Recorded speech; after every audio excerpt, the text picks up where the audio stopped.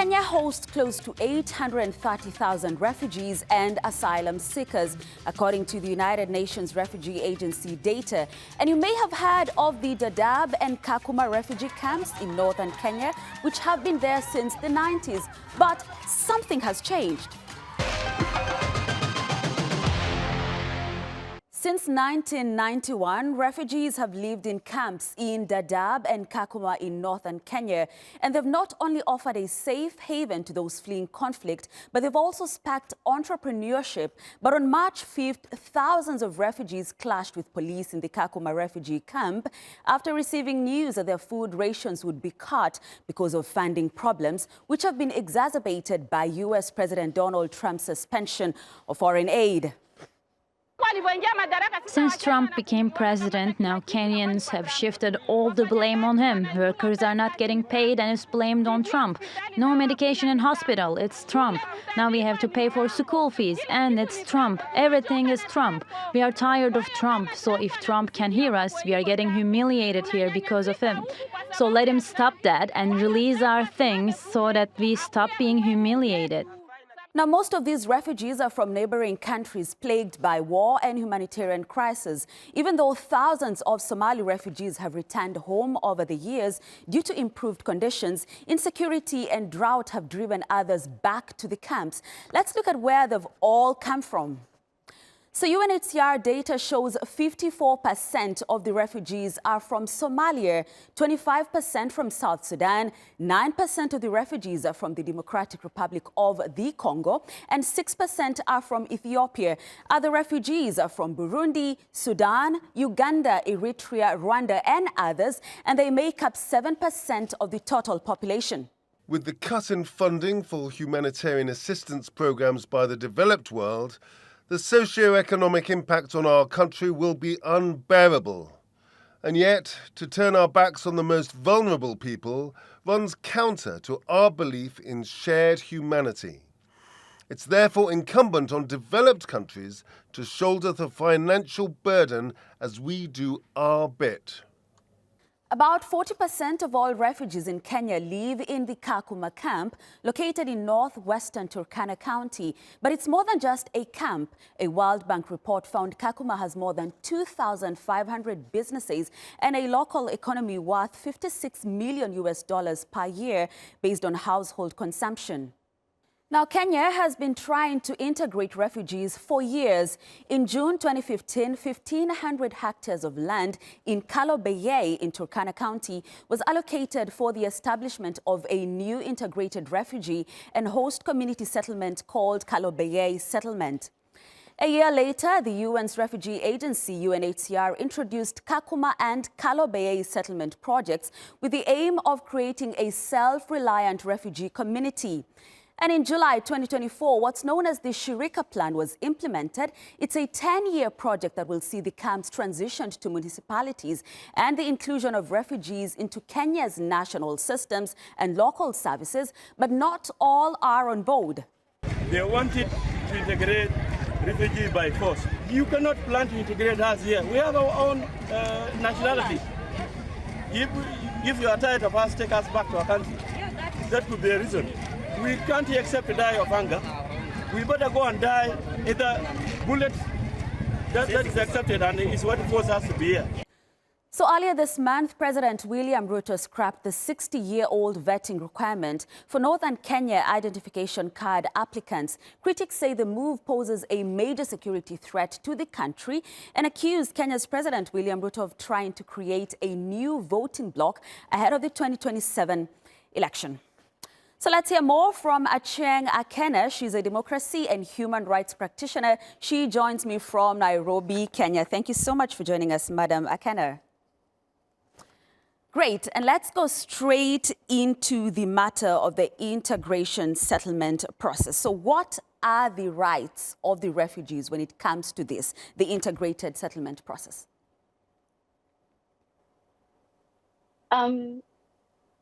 It is very clear by law. The Kenya Refugee Act of 2022 makes it very clear that refugees have a right to both integration and self-reliance. You cannot expect to lock people in a small space without access to food, and that they would just, sit and wait to die. It's I I personally find it very difficult that the government is basically uh, creating a real life disastrous Hunger Games by defying its own laws and policies and forcing people to stay in refugee settlements. Um, I think for a long time over the years, African governments have relied too much on um, aid to meet their Pan-African responsibilities to host refugees. Right, and you've talked about aid, and then you talked about the process, and I'm wondering which one should go first. But I choose to go with the other solutions or alternatives to the refugee situations, because there are three: either returning to their country of origin, a third country resettlement, or the integration in the countries of refuge. So which one of the three is the best way to go, and in particular for these refugees in Kenya, those in Kakuma and Dadaab, to be precise? I think for many of the refugees in Kenya, return is not an option. There's still active conflict in the places from which they are fleeing. And refoulement is an international law norm that prevents the government from returning people to a place where they would be unsafe. So return is not an option for the refugees right now. When it comes to third country relocation, we know that 1% and even less of people are relocated to third countries for safety. And so absolutely integration and self-reliance is the way to go. It has been the way to go for a long time, which is why, if you look, the lessons to be learned from countries like Uganda, which hosts 1.74 million refugees and has been undertaking a self-reliance strategy for the last 2 decades.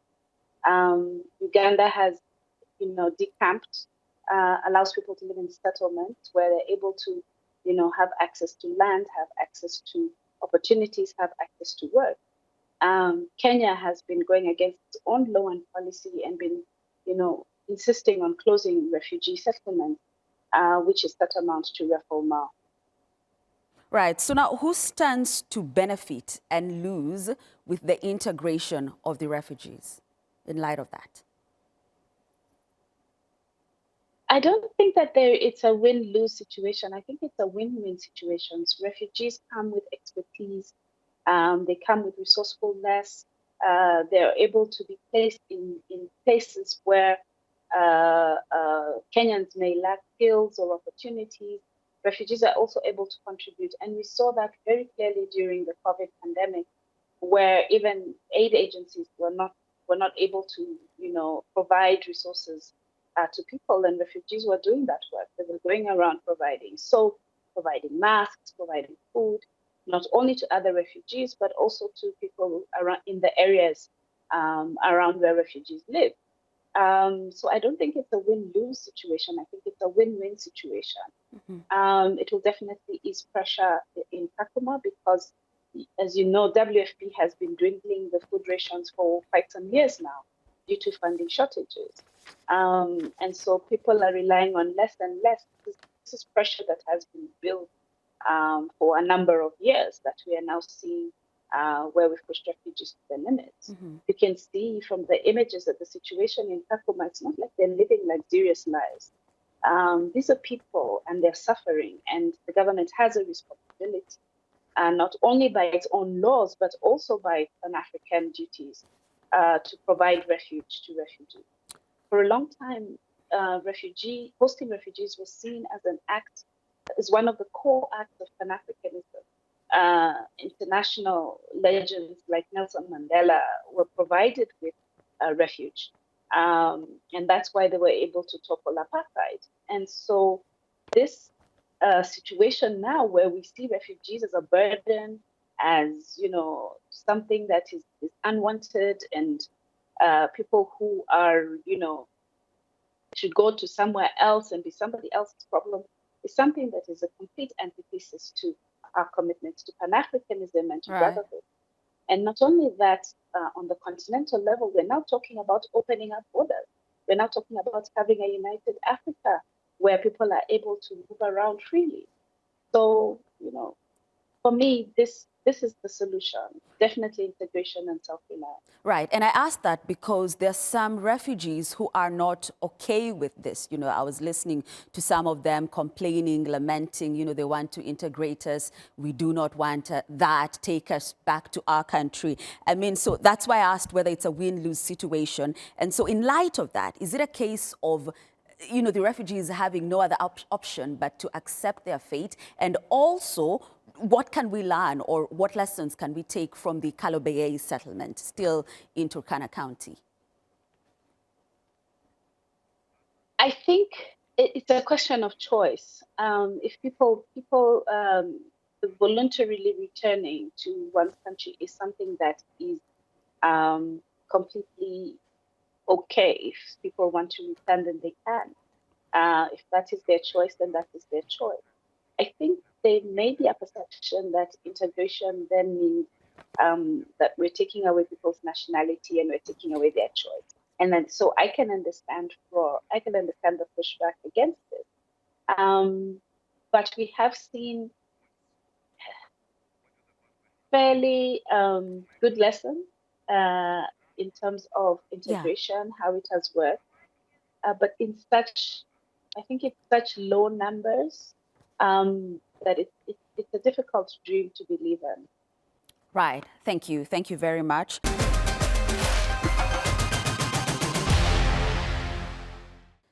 Now, Malawi and Mozambique have jointly begun the voluntary repatriation of over 7,000 Mozambican refugees following the disputed victory of the ruling party's candidate in October last year. Lamek Masina reports from Nsanje district. Finally returning home, some of the 7,000 Mozambicans who fled political violence begin the journey back to their country after an unpopular election in October last year. I am happy that we are returning home. This is because back home I used to hustle and get money to feed my family. But here, we can't find a piece of work to earn some money. Also, finding food is a big problem here. Records show that just over 1,000 of the 7,456 refugees have gone back to Mozambique from Malawi. At first, we had planned that maybe it might take 7 days, but looking at the way things are, we are faced with some challenges, some logistical challenges, more especially at the dock. We don't have adequate boats to carry people from the dock to the other end of Mozambique. The asylum seekers have mixed reactions to the repatriation. While some are happy, others remain uncertain about their safety back home. My heart is filled with fear because my enemies are still staying in my area. She says opposition party supporters who chased her away could attack or kill her if she returns home. It's a reality Malawian officials are aware of. So, if should it happen that we have cases which need genuine protection, which are genuine concerns, and they really need protection, we'll have to map the way forward on how best we can assist them as a department, but we'll not just leave them by themselves, no. The returnees say Mozambican authorities have promised to keep them at a temporary camp where they will receive supplies to help them settle back into their homes. They hope to peacefully coexist even with those who chased them away because of political differences. Lamek Masina, Africa Matters, Nsanje District, Malawi. Now, last month, the U.S. government announced its decision to cut foreign aid around the world for 90 days. The move is already having serious effects, especially in Africa, where most countries rely heavily on donor funding. And in Zimbabwe, that means around 1.2 million patients may no longer receive free medication. John Nyashanu reports from Harare. Patient Vima and Johnston Chirwa are childhood friends. They grew up in the same neighborhood, they are of the same age, and now they face the same predicament. The two unemployed 58-year-olds both survive on antiretroviral treatment, and they are anxious about what the U.S. aid cuts will mean for them. What are we going to do? should America insist that they are carrying out their threat. Yes, the last time I was collecting my tablets, there was a skeleton staff. And you see, it's tragic. If they cut aid on the art program, where can you get the money to buy the tablets? It's very expensive at the pharmacy right now. For a month's supply, it's around $30. Something like $360 a year. While you can't afford to put food on the table, where you get that money for the tablets?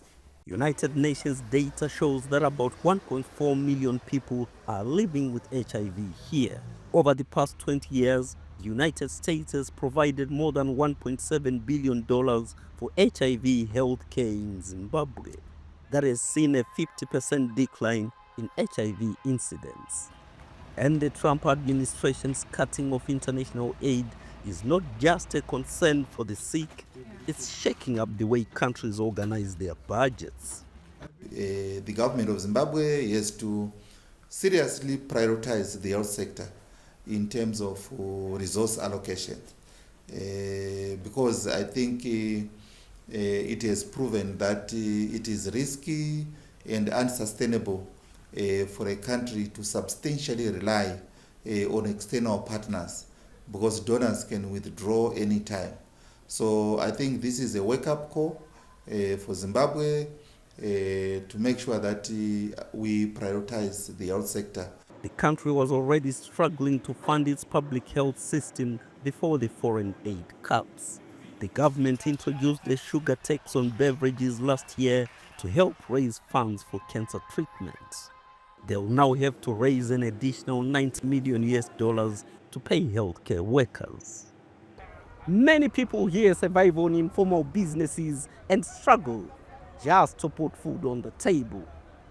Factoring in an additional expense for medication will mean many will just stop taking it, leading to loss of any gains made, particularly in HIV and AIDS. John Nyashanu, Africa Matters, Harare, Zimbabwe. And Kenya's government has unveiled a national strategy for artificial intelligence. It's designed to promote technological advancements that are ethical, inclusive, and impactful. Alexandria Majala looks at how the health sector is using AI. Kenya's growing tech scene has drawn comparisons to America's Silicon Valley and has often been referred to as the Silicon Savannah. An Izola's therapeutic platform that combines healthcare and technology to provide access to a range of specialists is a test case. So for the Izola platform, it came about, the idea of the platform came about during the COVID period. So you'd find that before that, people were used to the traditional type of therapy. But after COVID, during the COVID time, they weren't able to access these therapy services. Hence, we thought about digitizing and making the therapy services available to them. Several startups are now developing AI solutions, and the country's health sector is no different. Innovators are trying to improve access to healthcare for vulnerable populations, which has always been a challenge. We can take this opportunity to teach her how to read. Terry Mokami's 11-year-old son is neurodivergent, which means his brain works differently, and he has also been diagnosed with autism. We started noticing some challenges when he was in nursery school, where he'd have trouble settling down, sitting down in class and taking part in the activities as the rest of the children. Then when we started reading, started writing, he's a little bit slower than the rest of the kids.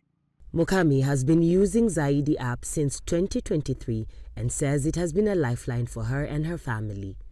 It offers them access to speech, occupational, pediatric play specialists, music therapists, as well as psychologists. We've been able to put him in a proper program. He's able to learn like other kids. And just this last September, when he'd finished his last grade, he's in grade 5 now, I actually saw a report form with A's and B's, and he got an award. A child who never used to complete exams is now thriving. According to the UNICEF 2023 Global Report on Children with Developmental Disabilities, there were approximately 317 million children and adolescents globally 6 years ago. But their needs have, however, been neglected in health systems, planning and policy provisions for health. While there's no official data on the number of children with autism in the country, the Autism Society of Kenya believes it could be up to 4% or nearly 1 child in 25. AI-powered health apps such as MTiba, MyDawa, Zuri Health, Good Life and Izola are using the tech to develop new treatments, improve diagnostic accuracy and personalized care for patients. Experts say that AI is not just a trend, but a revolutionary step that is changing the way healthcare is delivered. Alexandria Majala, Africa Matters, Nairobi, Kenya. Now, as the world accelerates its transition to cleaner, more sustainable energy, Tanzania is joining the movement by encouraging its citizens, including commercial drivers, to adopt compressed natural gas. However, the growing number of people making the switch has outpaced the available infrastructure, including filling stations, prompting the Tanzanian government to intensify efforts to address the challenge. Charles Kombe reports from Dar es Salaam. William Simeo has been waiting in this queue for nearly 2 hours, a challenge he faces whenever he needs to refuel. With this queue, I may spend 1.5 or 2 hours. Honestly, the time spent here is a significant waste, because when you come to the filling station and spend 2 to 3 hours, that's the time you could have used to generate income on the road. Sometimes, when you're driving the rickshaw and the gas is almost running out, it becomes stressful. The Tanzanian government began to encourage its citizens to adopt compressed natural gas or CNG-powered vehicles over a decade ago, but the initiative only gained traction in 2018. The affordability of CNG has attracted over 5,000 motorists, particularly commercial drivers. Here in Dar es Salaam, where more CNG users are based, the demand for fuel is growing fast.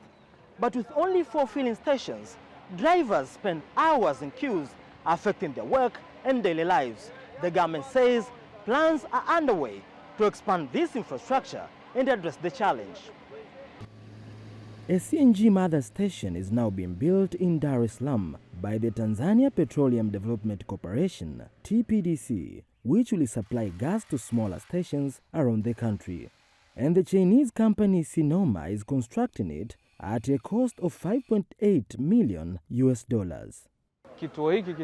This station will have the capacity to fill more than 1,200 cars a day, which will significantly help address the long queues that have been a challenge since the serving began. Its presence will greatly contribute to reducing waiting times for those relying on this service.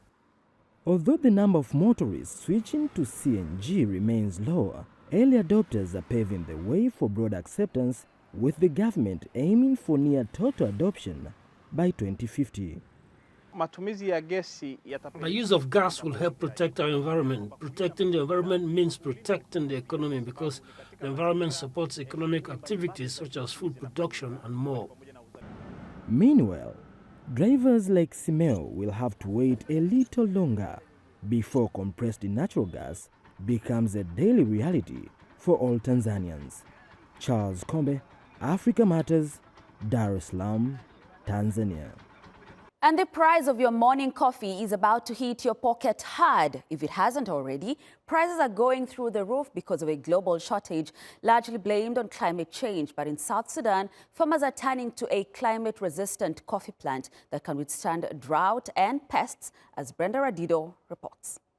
Farmers in Zara County, southwest of South Sudan, are trying to revive the coffee industry, which had been disrupted by regional conflict.